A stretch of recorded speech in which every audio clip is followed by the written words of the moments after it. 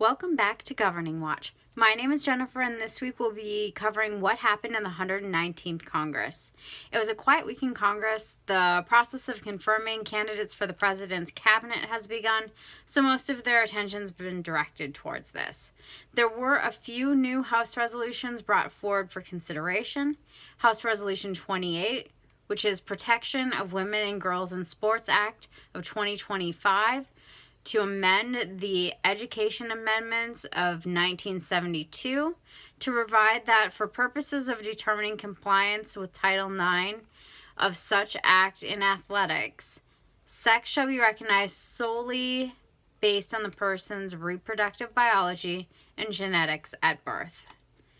House Resolution 33, the United States-Taiwan Expedited Double Tax Relief Act, is to amend the Internal Revenue Code of 1986 to provide special rules for the taxation of certain residents of Taiwan with income from sources within the United States. And the last resolution that they looked at this week is the House Resolution 30, Preventing Violence Against Women by Illegal Aliens Act, to amend the Immigration and Nationality Act to provide that aliens who have been convicted of or who have committed sex offenses or domestic violence are inadmissible and deportable.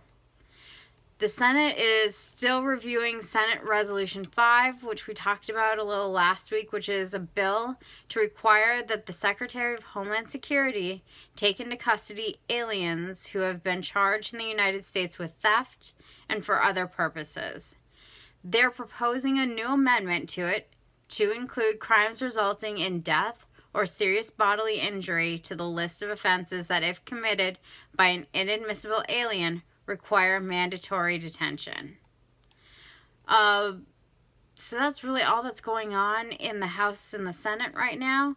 But I want to take a minute to talk about the Rotunda. The Rotunda of the Capitol will be used for the inauguration this year due to concerns about weather. Supplying the Capitol for use during inauguration was one of the resolutions that was carried over from the last Congress. The slight adjustment has been made to hold it inside due to the extreme cold that they're expecting. The oath of office has been taken at the U.S. Capitol 55 times, and only one other time has it been held inside the Rotunda. There have been a total of 73 inaugural ceremonies, but some were publicly viewed on a day other than the 20th of January or completed in private. Usually in the case of the death of the president, or they were completed on a different day. You know, in some circumstances, it was to move it off of it being on a Super Bowl Sunday, which as a football fan, I think, makes sense. So that's being moved into the Rotunda.